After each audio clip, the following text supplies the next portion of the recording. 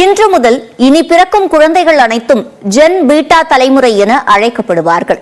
1901 முதல் இதுவரை கடந்து வந்த தலைமுறைகள் என்னென்ன விவரிக்கிறது இந்த செய்தி தொகுப்பு. 2025ஆம் ஆண்டு ஜனவரி 1 அதிகாலை 12 மணிக்கு பிறகு பிறக்கும் அனைத்து குழந்தைகளுக்கும் இந்த ஜென் பீட்டா தலைமுறை என அழைக்கப்படுகின்றன. 2039ஆம் ஆண்டு டிசம்பர் 31ஆம் தேதி இரவு 12 மணி வரை பிறக்கும் குழந்தைகள் அனைத்தும் இந்த தலைமுறைக்குள் அடங்கிவிடுவார்கள்.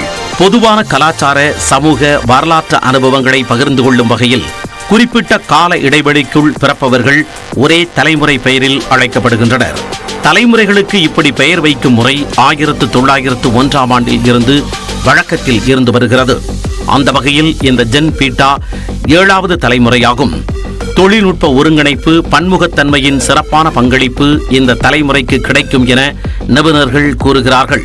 இதற்கு முந்தைய தலைமுறை, அதாவது 2010ஆம் ஆண்டு முதல் 2024ஆம் ஆண்டு வரை பிறந்த குழந்தைகள் ஜென் ஆல்பா. இவர்கள் டிஜிட்டல் தொழில்நுட்பம் சார்ந்த உலகத்தை அதிகளவில் சார்ந்து வளர்ந்து வருகின்றனர். சுமார் 200 கோடி பேருடன் மிகப்பெரிய தலைமுறையாக இந்த ஜென் ஆல்பா பார்க்கப்படுகிறது.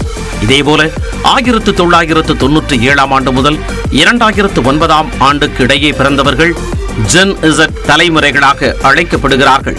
கொரோனா பேட்ச் என்றும் நகைச்சுவையுடன் அழைக்கப்படும் இந்த தலைமுறையினர் நிதி ரீதியாகவும் சமூக ரீதியாகவும் திடீரென ஏற்படும் நெருக்கடியை சமாளிக்க தெரிந்தவர்களாக உள்ளதாக ஆராய்ச்சிகள் கூறுகின்றன.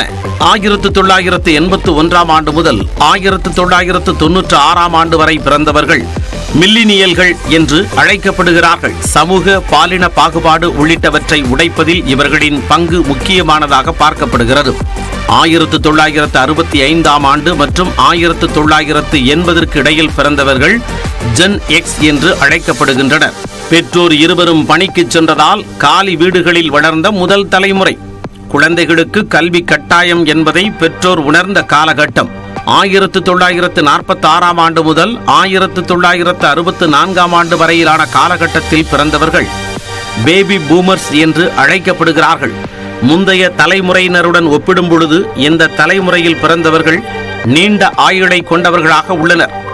1928ஆம் ஆண்டு முதல் 1945ஆம் ஆண்டு வரை பிறந்தவர்கள் அமைதியான தலைமுறை என்று வரையறுக்கப்பட்டுள்ளார்கள்.